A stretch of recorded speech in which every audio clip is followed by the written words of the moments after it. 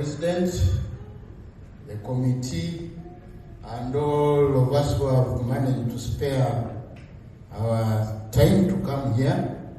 I know being here and affording to sit here for these hours is really a show of dedication and patriotism. My name is Ambassador Muhindo. I have been a member of the Diaspora actually for 13 years and more. First of all, I completed my studies in France because I was studying French in Makerere. That's where I started. Then I did my first master's degree in London, UK. Then I spent 13 years in Canada. That's how I come to empathize with people in the diaspora. I've gone through it. I know for you to manage to sit here, you have come through a very long, painful, sometimes struggling process. Breaking even in the diaspora is not a very easy thing. That's why I always advise the young people who come to my office, I want to go abroad, and I tell them, my friend, if you really don't have a serious reason to leave Uganda, think twice, because they don't know what you people are going through. They just, when they see you putting on a nice suit here and anything, they think that it's very easy to be here. So I want to thank you for this occasion. First of all, I have been to very many functions abroad. I want to confess that I have not seen an initiative like this one.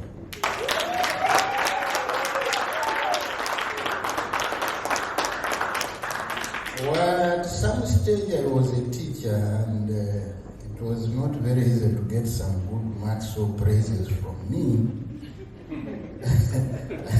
And I really want to thank the organizers.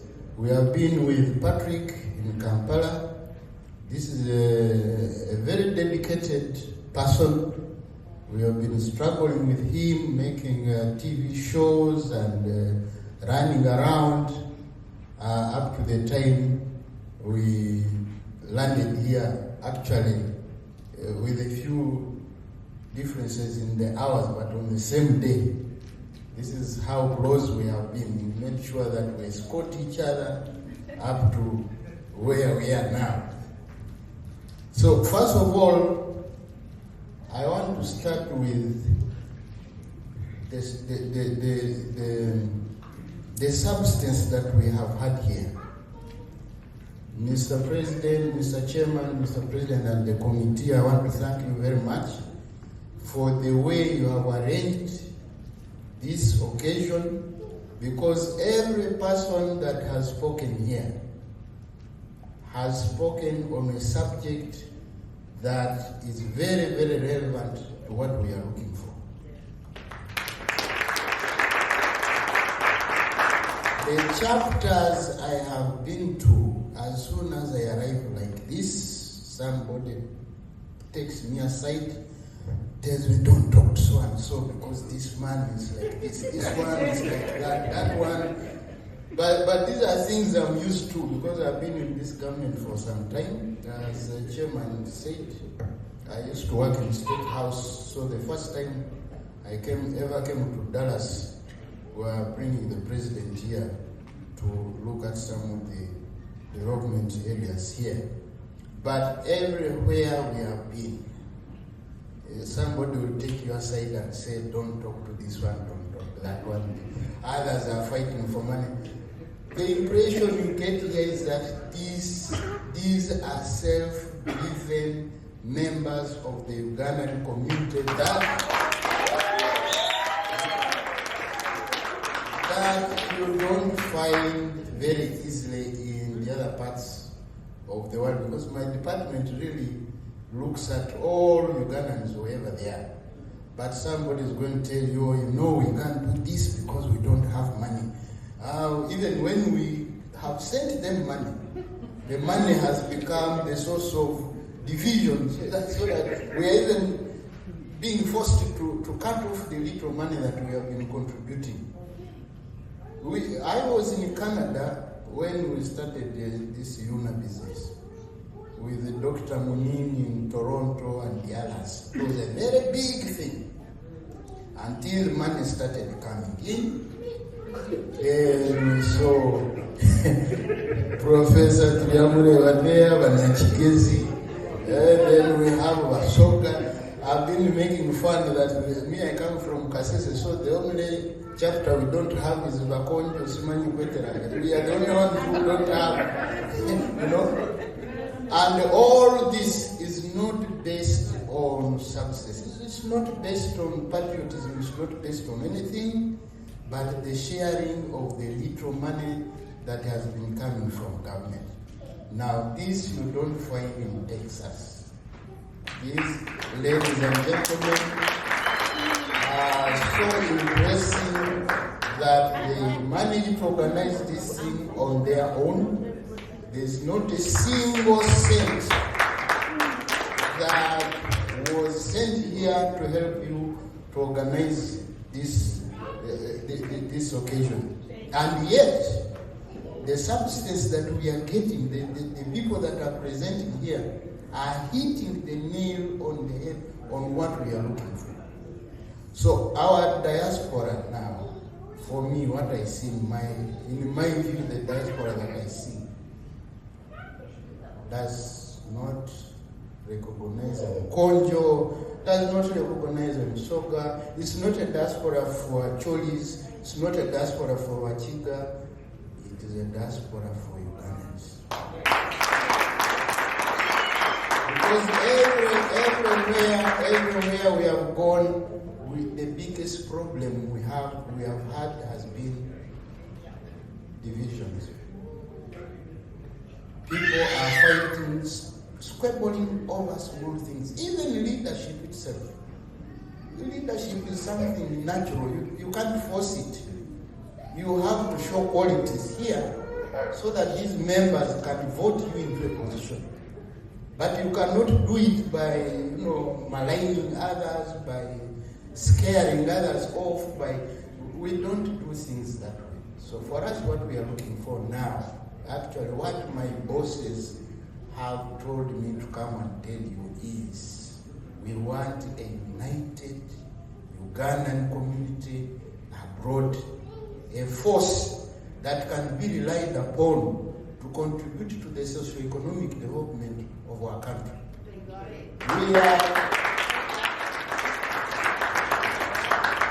We are heading towards constituting a country that has got a viable middle class. Our people are still living in poverty. Right now, we have had a few problems with some of the laws that we have enacted. Some of our friends are not very happy with that. So the flow of foreign currency into our economy has been affected. So the other day, I was talking, we had a retreat and the Secretary to the Treasury happened to be there.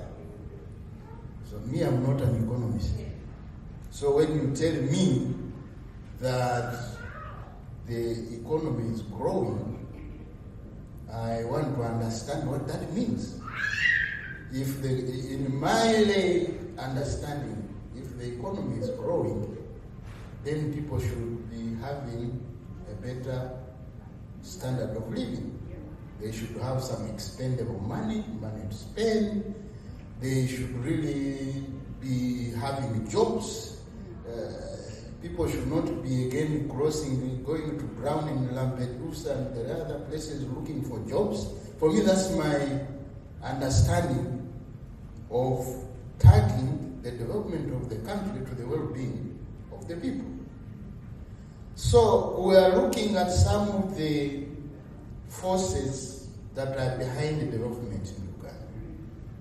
And I got a bit critical because we are looking at what they call return on investment. So I was asking, if, for example, we have got the tourism industry. Government is putting their money. And when we look at it, we find that the returns are, say, for example, hypothetically, $1.2 billion, which translates to something like 3.5 trillion shillings. This is put in the economy. But you know, with tourism, it is subject to certain conditions. If somebody today said, oh, there is ADF in Kasese, please, the tourists will not go to Queen Elizabeth National Park. So the contribution falls. Now I was asking, we have the diaspora here. In the last 12 months, up to January this year, the diaspora contributions had increased by 13.6%, which translated to $1.48 billion, which translated to 5.5 trillion shillings into the economy. Now, so my challenge to the secretary was this: you are putting money in tourism, which is subject to conditions. But here we have the diaspora, where you are putting nothing. And they are the ones who are contributing the most. And they are the ones who are the most reliable. Even if you said ADF is attacking, I don't know, CON is attacking, actually you attract more money from the diaspora at that point. Those threats that you are making, which affect tourism, increase. On the other hand, they increase remittances because the diaspora people are saying, let me send money to my people so that should ADF attack or something happens, they have some money to use. So actually, there is a reliable cash inflow into the economy from the diaspora. Now, what does this do? If you look at the whole region, the Ugandan shilling now is the most stable. The Kenyan shilling has completely deteriorated. The Tanzanians are lacking foreign currency.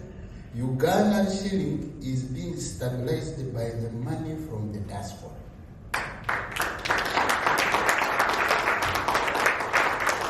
Uganda's inflation rate has remained stable at about 3.2 because the diaspora money is stabilizing the shilling.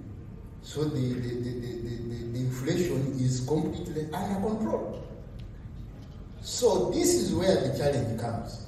So I was asking, why don't we get some money to nurture this diaspora so that actually they get organized, because they are the most reliable source of foreign currency into our economy. For us, we are trying to make sure that you people get united. The government narrows the gap that has been there between the diaspora and the country, so that you can steadily contribute to the socio-economic development of our country. And here, I see a very good example.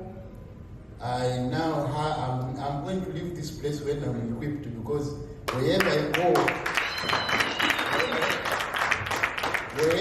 go and people start, oh, you know, we don't have money, we don't. I said, but in Dallas, they did it without even a single cent.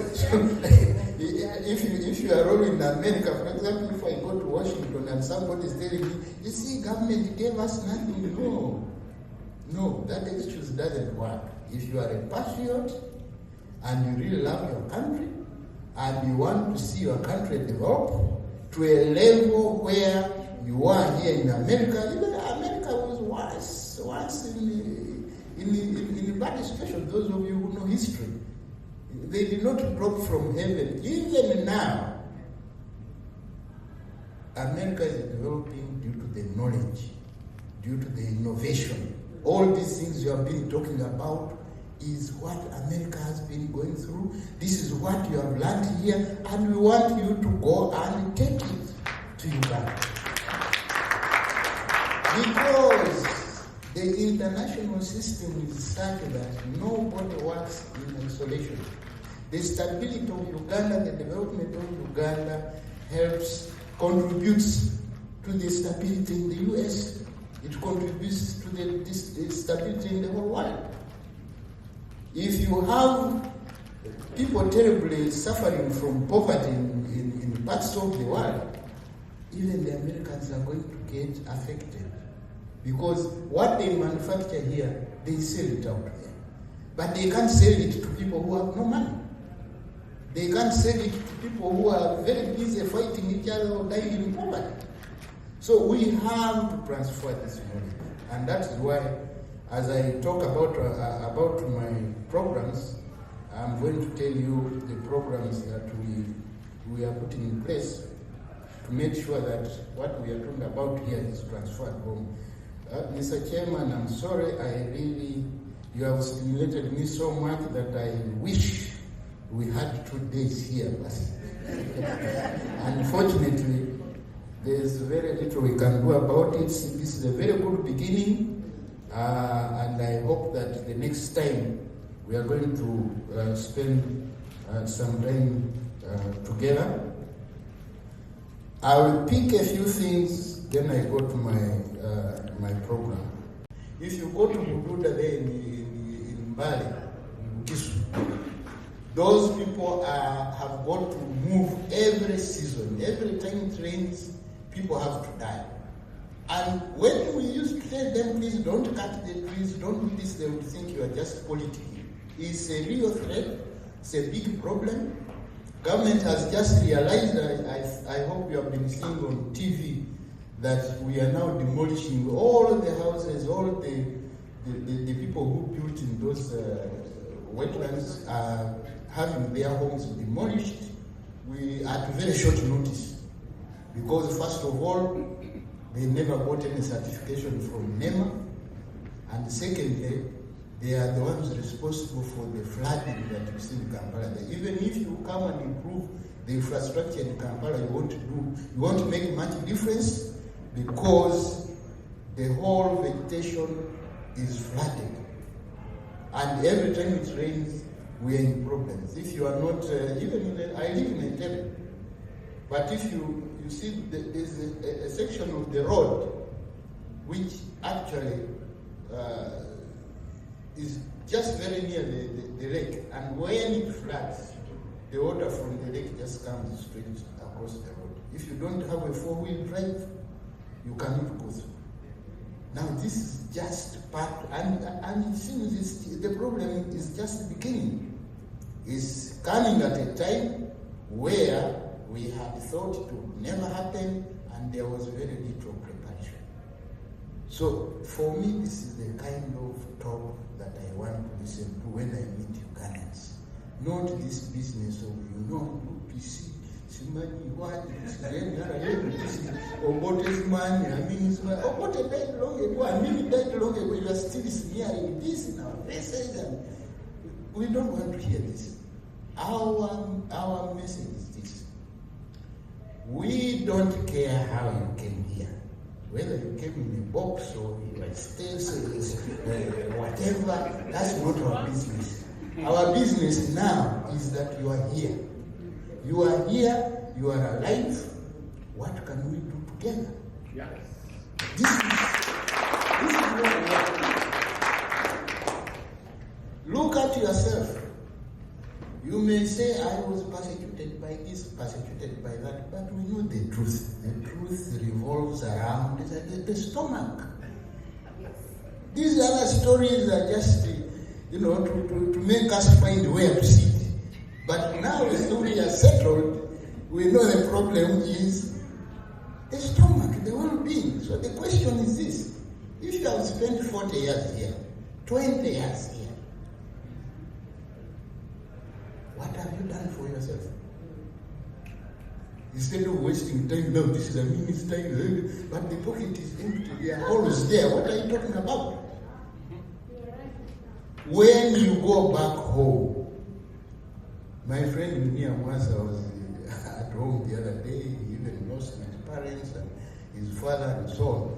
But think of a situation where you go back home and you have spent all these years here, and you know, Ugandans, they can sleep hungry, they can do whatever, but they keep their appearances. You can't even know that somebody will be telling you in Uganda, hey, Munange, Chiri Mubi, you know the situation is bad, eh? But when you look at him, if you don't know his background, you may think he's just joking. Because they know how to take care of the, and they are looking critically at you, so you can come and with your accent, you know, I come from Dallas, and you know, but they're like, really, Dallas, you? The Dallas we know, it looks like you. You are going back home. In some of our cultures, at my age, after 18, you can't stay in your mother's house. You can't. It's laughable. So instead of us really wasting time in this squabbling and everything, what are we doing about our own well-being? Because once you are well here and you are well in Uganda, then Uganda is well. It's a whole chain. So for me, what I'm saying is, let us concentrate on the kind of subjects that we have been talking about here. And this is why we are now starting a pilot project with IOM, where we want to identify institutions in Uganda which need help. Most of our institutions, if you go to some of the universities, we have got now so many universities, all of them are teaching the same subject. But even when you look at the campus, they are really not up to date. If you have been to universities here, some of you are professors and others, you reach down there and say, no, this needs to be improved.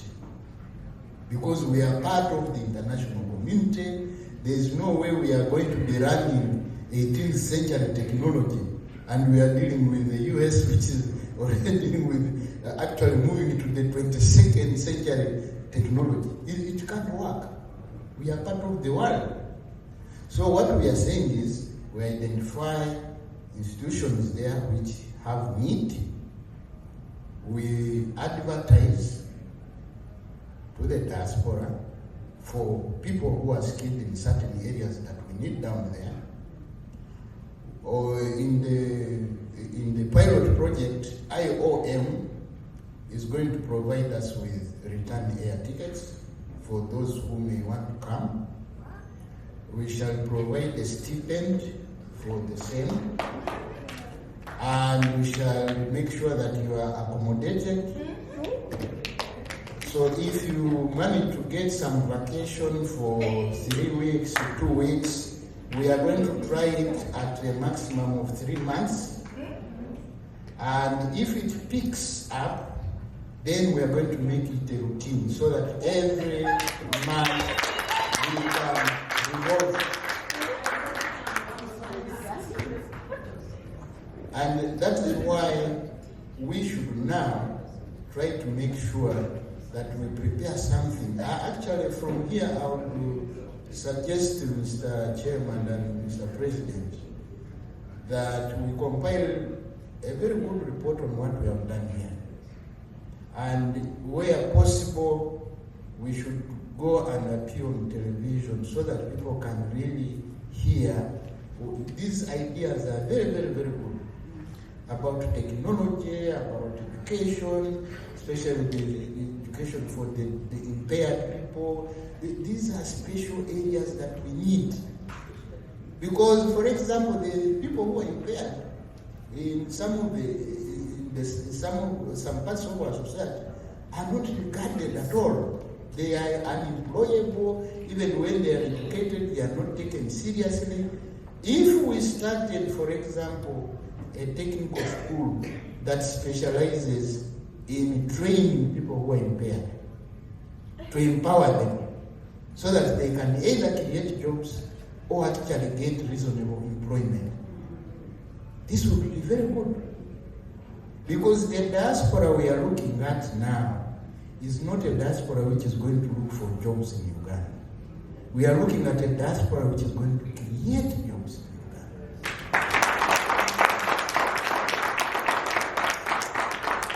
The young man who was presenting about technology here, and Mr. Yaranga was talking about data. If these people, for example, went to Uganda and set up their own institution, you know you can make money, but government can also chip in. You can start an institution there which is specialized in this kind of technology, and in the process you are actually transferring not only the knowledge, but you are also transferring modern technology.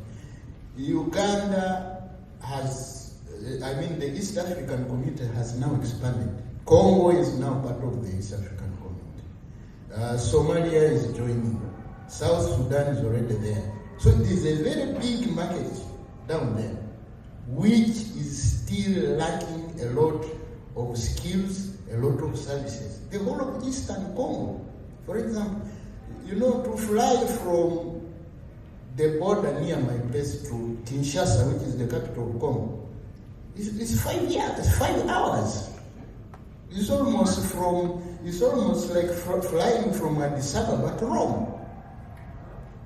So it's a different country altogether. These people in Eastern Congo do not know what happens in Kinshasa. And you can capture that market. That's why, for us, people have been asking, why is Uganda constructing roads in Eastern Congo? Why is Uganda extending the electricity up to Kisangani in Eastern Congo? But this is where our market is. This is where our market is. Our fish is very popular there. Everything there that we are selling there is very popular. Our meat and everything. Now, if you came there, now, that trade, that kind of thing needs a lot of technology. It needs communication. We are talking of industrialization, but we can't do industrialization without reliable internet. We can't do it without reliable power. We have power. It is surprising that we are selling the power to our neighbors. Our neighbors are using our power to become more industrialized than us and actually selling us what they are producing with our power. Why? Because we have the power, we don't have the technology to distribute it. You are talking of tourism. How can you run a tourist industry without reliable internet? People want to take photographs, send back to California to their relatives, see what they are doing there. You can't do it. The parks themselves need power. They need really reliable electricity. The industries, we have got industrial parks. But who's going to invest in these industrial parks when there's no reliable power? The cost of production becomes very high, and therefore it is transferred to the consumers. And yet the consumers don't have money to spend. So these are some of the areas that we are challenging you to look into. Let's start transferring skills down there. If you are, for example, a neurologist,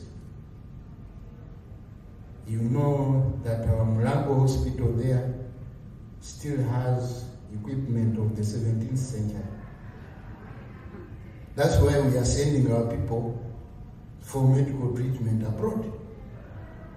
You can go there, look at that department, see what can be done, give us a report about what you have done, how to mentor these people, and what latest equipment that we need to put there. Our neighbors are doing it successfully. The Rwandese are doing it. You cannot find now any Rwandese official coming here to Dallas for treatment because most of their trained fellows who studied ENS have been encouraged to go back home. And this is why when at the end of this very exercise of transferable skills, we are going to graduate to a level where if you really want to go back home, we come and study how you have been living here, your emoluments, schools for your children, whatever, and we give you a package, and you go home. Now, we are not saying you go home to get a job. You can go home and create your own job. If you are a cardiologist or a neurologist or whatever, you can set up your own clinic, which is carrying out specialized treatment. Because, for example, in the medical, in education, you cannot go wrong. People will fall sick, right? Your children want education. We are sending our children to universities here because we can't afford the type of education that would like our children. I studied in Canada. I've got 2 master's degrees. At my age, I'm doing my PhD now. I'm about to finish.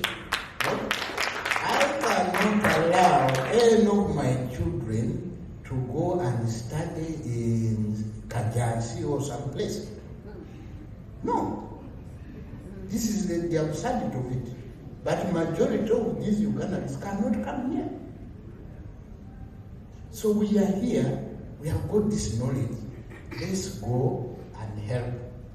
But to do this, ladies and gentlemen, we need to be patriotic. You are in America here because Americans are patriotic people. They love their country, they can die for it, and they have died for it. If you go to Washington, look at those cemeteries since, name the wars, the Korean War, even the most recent one in Afghanistan. First World War, Second World War. When you look at, if you are in the air and you look at those graves, you can't believe that they are human beings buried under each of those. But that's why America is there. That's why they are dominating the world. They are controlling the world. You go to Canada, it's the same thing. Every summer, people have got to put the national flags, hang them all over their houses. Can you hang a Ugandan flag in my village there? People will think you are sick. What's wrong with this man? Who is he, by the way? He's ambassador of where? But these are normal things. This shows how much that you love your country. And this is what you see here. You see the craze here during the summer. People put flags on their cars, they are jumping everywhere because they have got freedom, they are developed, they have got money. You want tourists. How many people from Cavalry have gone to Murchison Falls to see what is there? Or even, they are even very near Queen Elizabeth's National. How many people go there and say, you are going to look at the animals, you man, are you serious? But they would rather come to Dallas, they would rather go to Washington, but they don't even know their country. They don't know their country. Of course, one of the reasons is that they don't have expendable money. How do we do this? Now we have got to be innovative. We have got to take these skills. Let's go and create jobs. If you are 3-4, like we have here this friend, if they were to set up a technical hub in Kampala, they can control the whole of the region.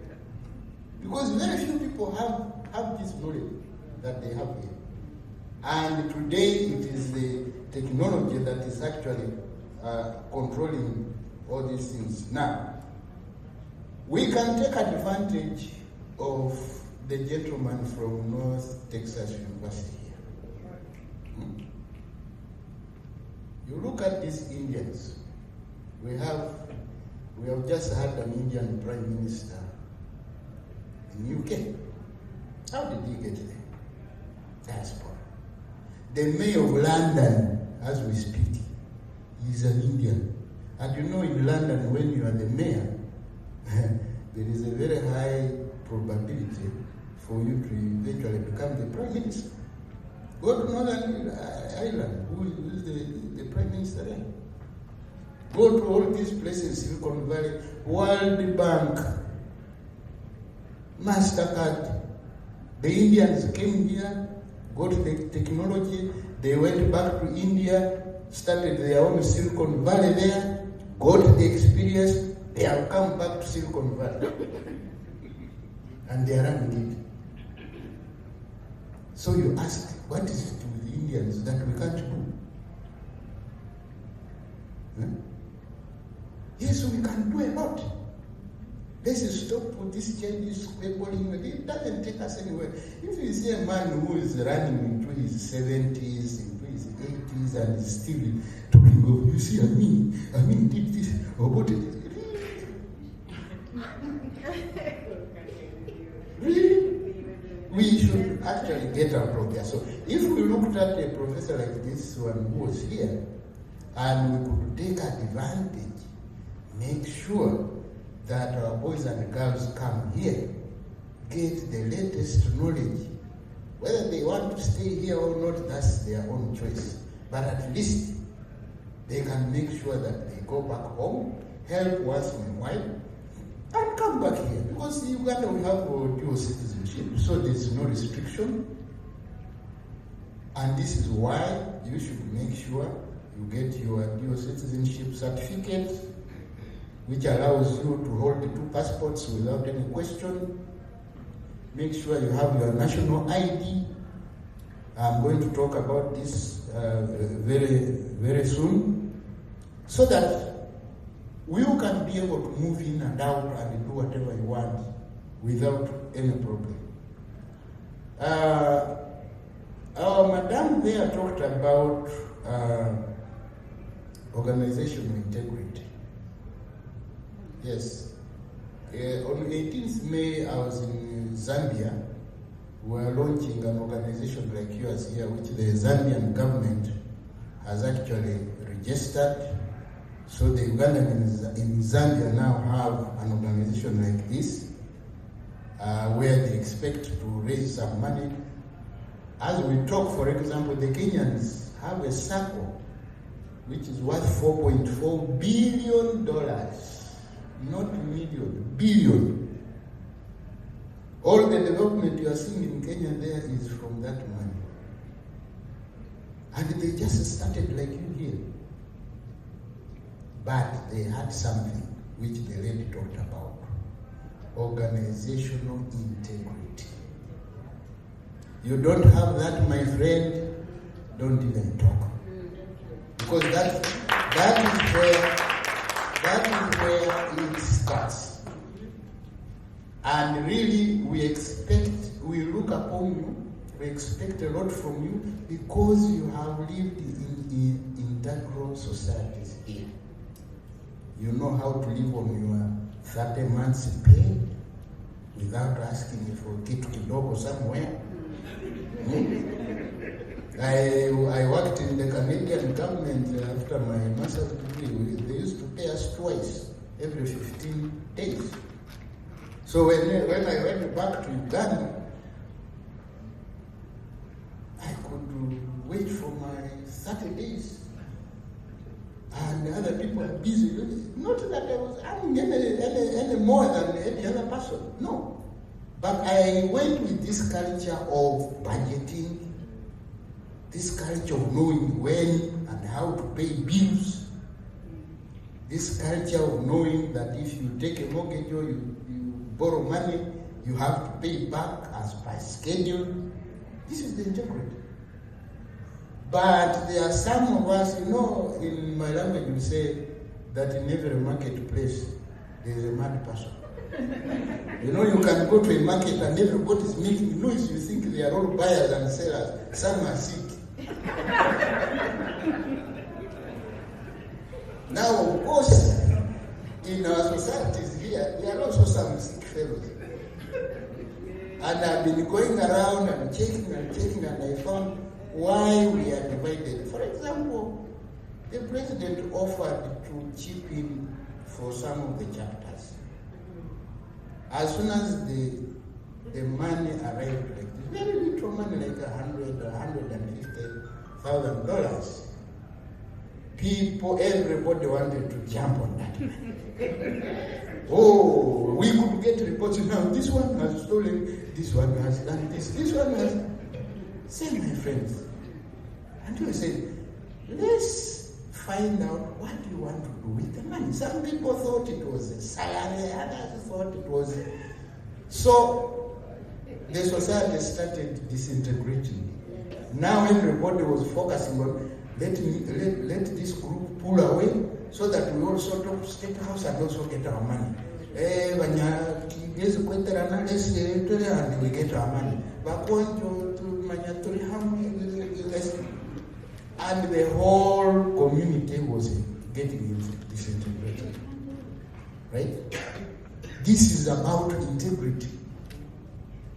Because we look at our pockets, we don't look at the wider perspective of things. Somebody here said, when we work together, we do more and we succeed more. Once we start working as individuals, we are looking at our own interests, then we are not worth talking of being in an organization. So, Mr. Chairman, Mr. President, I hope you will not let us down, and I can assure you that if this thing succeeded, and it got very well into some people's ears, you can get a boost here. The Kenyans have managed to get this 4.4 billion, not because they really contributed for it, but because government chipped in after seeing the way you have done here. Really, if I had money from what you have done here, this initiative, if I had money, I would very willingly say, my friend, unfortunately, I don't have money, but I can give, but I can be a very good messenger. If we can keep this momentum, and we can keep communicating, and we see that, for example, the idea my sister there was talking about, the center, this is a very good idea, because if it succeeds, the organization will be meeting money from that. Actually, the people in London are already getting one. Very soon, I think, by next financial year, they might get one, because even the president promised to buy it for them. Because if you know, the way it works is practical. Show him that something is working. And somebody will even think that maybe because he will get so interested in you that somebody, although you may be a naturally when somebody will think that you are his brother, or now you are the one who's working with him. No, because of the effort that you are putting in, which is showing some practical improvement. So let's work together. Let's lead. Leaders, as somebody says, are role models. You lead by example. You can't be talking this and doing the other thing. This is what has spoiled most of our organizations here. I have seen people saying, Uganda people are corrupt. You see, people going on the microphone, they want to tear the whole thing. Ugandans are corrupted. I know one or two diaspora people who went back and is in some position, and he has started being Ugandan. And yet he was from London there, but he used to talk. I've been seeing him now, starting to throw something in the mouth and looking there. This integrity is a very, very important thing. We should uphold it to make sure that we succeed.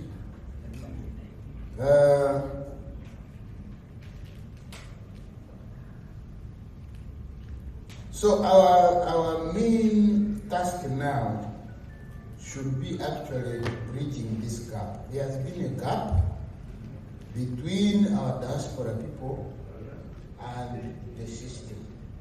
We have realized this, and we want to make sure that we mold a diaspora community that is united, that is devoid of petty politics. You know, we are running a multi-party system. But in multi-party systems, you are living here in America, you know what is going on.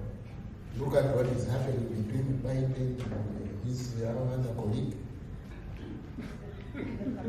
But you see, sometimes you know you can think that you come from the worst place. Yeah? But now you can see some emperors are being left naked.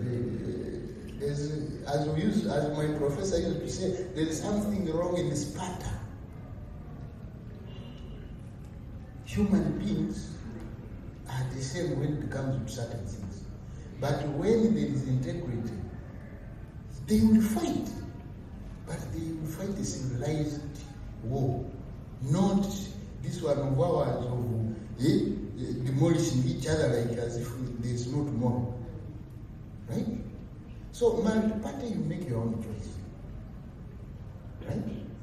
You see where we take our country. Now, let me quickly, because time is gone, let me quickly look at our main programs. So I want to briefly talk about the role of foreign affairs diaspora in this whole thing. Why do I want to do this? We have already started having problems with some of the people who are trying to invest home. We are saying, please come home, invest. But there are people who are getting problems. Some of the problems are coming from lack of knowledge about taxation. Some of the problems are coming from our own players at home. Now you go and invest your money and some bank tries to steal from you or somebody tries to... The problem is you have not been contacting our department. When you get some money here, because Ugandans love competition. Muhindo comes from Uganda. Hey, Munange, we have bought 70 acres there in Ruwero. Hey, how did you do it? You know, I did this, I did it. Then you also get your money. Shh. You run to Uganda. Whether this man told you the truth, you don't know. How he did it, you don't know. But you simply want to go so that you can also be happy that you have done something in Uganda. Now, me, I want to advise like this. Please. First of all, think of what you want to do. Secondly, go to Uganda and do your feasibility studies there. Find out exactly which areas you can actually invest in. Pass through our office. We can advise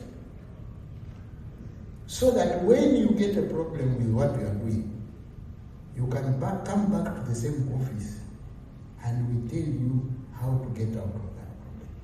But what is happening is that you have only 2 weeks or 3 weeks. You rush to Uganda and somebody has already studied you and he knows that you are in a hurry. He says, while we take our holidays, land there, please. You go and pay. Then you leave in excitement, only to find that that land doesn't exist. And you have already paid your money. I've been getting a lot of calls sometimes, because for me I have an open door policy. Even at home, you can call me, the time difference. I know now in Kampala it's about 3 a.m. I get calls from you. Now they have taken my house. There is a lady who bought a house at 700 million. She rushed there, paid 250 million, only to find that the house does not exist. And the bank, which I won't name here, had processed the house. When we tried to call the bank, they said no. But this lady should tell you she's from America. Doesn't she know the privacy law? We can't disclose. So until we threatened to involve the State House anti-corruption unit, that's when the bank said, okay, now we can talk about it. Otherwise, they know that you are not there. They know that you can't come back without flying for at least 17 hours, and they will have organized themselves to see how to deal with you. And you can lose your money very, very easily. So please, number one, liaise with us so we know what you are doing, and therefore we can be able to help you. Number two, think of exactly what you want to do, plan. Number three, make sure you have time to go and see what you are buying or what project you are involved in. Otherwise, that's our role, is to make sure that you are protected. Because we cannot be telling you, come and do business here, come and invest your money, and then you come back crying. The whole exercise is going wrong. So get organized, don't rush, think of what you want to do, and let's help you and protect you from anybody who may want to fleece you. Now, the other thing I want to talk about is the formulation of the diaspora policy. One of the reasons why we are working in more or less disarray is that we don't have an instrument, we don't have a proper way of organizing the diaspora. So we need to formulate a diaspora policy, and the way we are going to go about it is, first of all, to do what they call diaspora mapping. Now, diaspora mapping is something to do with establishing where you people are, how many you are, and thirdly, what you do. For example, this exercise that we are talking about, which is taking off actually next month, we cannot do it without knowing exactly what skills you have. Like, where do you work, what do you do? Of course, some people will misconstrue that for profiling. For me, I'm not in those things of profiling. We are not profiling anybody. We are simply saying we know the privacy laws, and the information you give us, number one, will be voluntary, number two, will be protected. Because we really need you. We can't say we need you and then we are cutting your legs. We don't do those things. So please, when we send these questionnaires around, give us the information that you feel you can be free to give us, so that we can establish, for example, how many people are here in Texas, what they do, and therefore we can be able to help you. Even when you want to get these national IDs, passports, we need that information. I'm going to again talk about that. So we need to formulate this policy, but it is your policy, you are supposed to own it, so we are going to need sincere inputs from you. We shall be passing the questionnaire around so that you tell us what you want us to include in this policy. The third one, I've already talked about it. It's called the planned report, return of qualified Ugandan nationals. That's how we are calling that project. I don't know how many. Did anybody attend the webinar meeting we had on Thursday? Because we were talking to a number of your chapter was not registered with us by that time. but we talked to a number of chapters who participated to see what they really think about this project and what they want us to do. We have told you the basics. Air ticket is there, return, stipend is there, accommodation is there. Those who will be needing vehicles set to travel around field work and the rest of the vehicles will be availed. Now, if that exercise succeeds, then we shall roll it over the years so that it becomes a continuous exercise. And as I said, those who want to return permanently, then we can talk to them as individuals, depending on how much we need their skills. The other issue is about diaspora voting. This is another issue where we need to look at critically. The NRM Secretariat is trying to update the register. Some of you are already voting, the voters, but you have been going home to vote. So what we are trying to see is to see whether we can create voting centers in some of these areas where there are a lot of Ugandans, so that they can participate in the elections. Many countries are doing this. The Kenyans, for example, the Kenyans who are in Kampala, for example, they vote at the embassy. I think the Rwandese are doing the same thing. The Tanzanians are. So we would like to see how you can participate in the elections without having to go to Uganda. Now, the updating of the registry, I understand, is going to be done online, but we shall be sending you, if it is going to happen, we are going to send you information on how you can register. The same thing, we are updating and renewing all the national IDs. This is going to start from 1st August. So whether you have a new one, you have just bought it, or an old one, we are renewing all those. And the exercise again is going to start online. So again, we are going to send you information on how to get online, to either apply if you don't have, or to renew if you already have. It's a totally new ID with a chip on it, all your information on it, so that nobody can actually forge it. I think they're even going to put your fingerprints. So that is another thing you should look out on and for, because it's going to be done online. As I said, we are going to disseminate this information so that you can see how to go about registering yourself.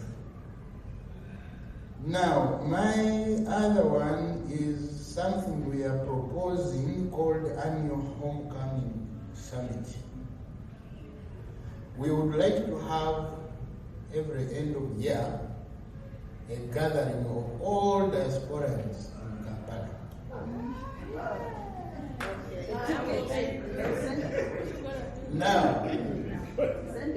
Now this one, we are assuming that many of you go home for holidays. And when you come, we could borrow at least a few days of your time. We are going to accommodate you in Kampala. The reason is that we want to discuss and see how to integrate you in this quest for participating in economic development. But before that, we are going to send an agenda. We are going to ask you to bring your inputs in that agenda, what you think we should discuss. We shall propose, and you also add in yours.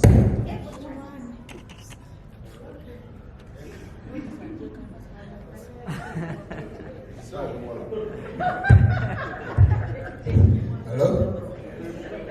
So what we are going to do is that when you're in Kampala, we shall look at different sectors of the economy. Those who are interested in real estate, those who are interested in agriculture, those who are, we shall make sure that you go and look at those areas. People will go up country to look at the industrial parks, but everywhere you go, you should come back with a recommendation or a report of your observation and what you think we need to do.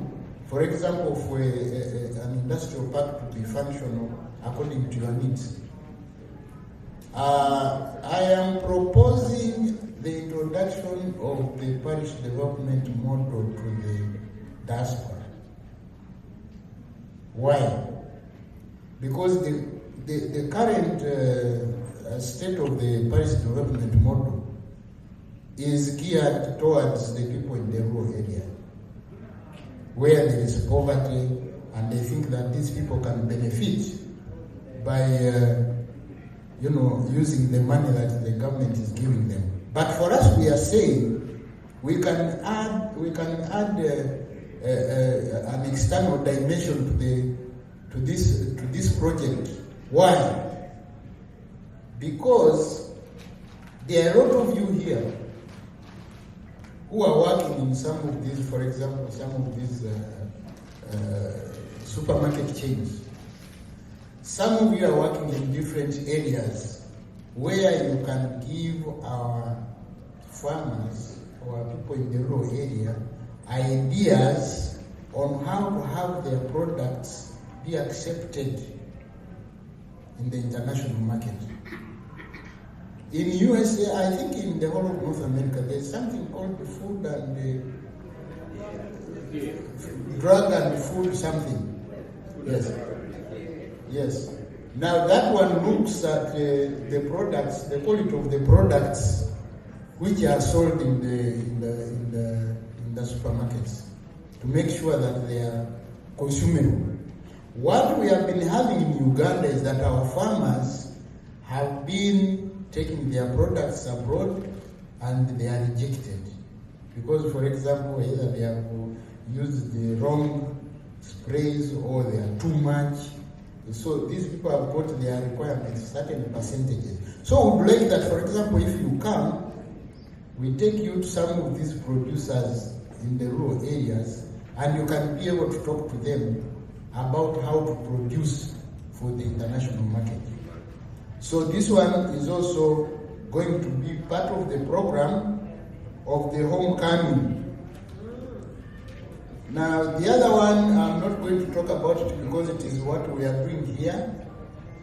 If this is about forming a circle, because we are trying to help the chapters establish these circles so that government can chip in, see if they can contribute depending on how much money you will have contributed by that time. Then the government can be able to add in or on some money so that now you can start using this money to start businesses here.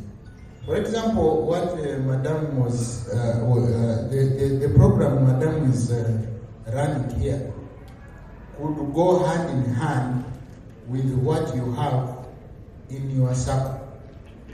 The Kenyans, for example, they borrow from their circle to establish businesses abroad in their host countries. For example, the Kenyans in Texas, if they want to start businesses here, they will borrow from that 4.4 billion, start their businesses here. And if they want to open branches of the same businesses in Kenya, they use the same money to go and open branches in Kenya. And of course, that money is revolving among members. You use it.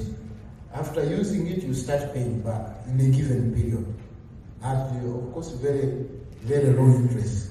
So this is why we are saying we need to encourage you to start your own circle and see how you can carry out some development. So for me, I think so far that is what I have. But the most urgent thing is please make sure you renew your national identity cards, because without a national ID, there is nothing you can do in Uganda now. You can't acquire land, especially freehold land. In other words, when you don't have a national ID, you are going to be treated as a foreigner, even if you have dual citizenship. For passports, we have said it's flexible. You can get a passport without having a national ID, provided you have an old passport which brought you here originally. In other words, you already have a file down there, so you cannot be impersonated.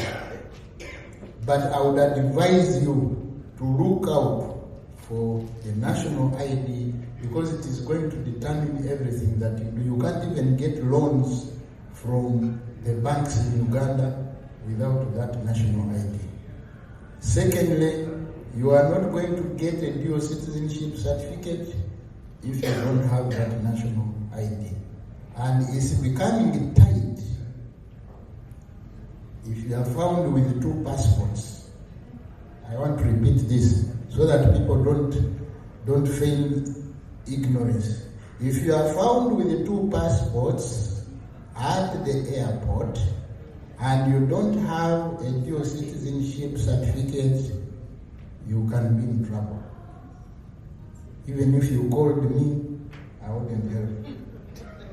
I want to you say the Diaspora department helps people. Yeah, but in that one, I might not help. So please make sure that either you carry 1 passport and you don't have a dual citizenship certificate, or you have the certificate and you carry your 2 passports. But I would advise that you have the certificate, because it makes your movements very easy. So with that, ladies and gentlemen, once again, I want to thank you for inviting me here. I want to thank Mr. Chairman, Mr. President, and your committee for giving me this opportunity to talk to you people here. I'm sorry, I don't make speeches. I just want us to interact, and I'll be welcoming any question that comes to me. Thank you very much.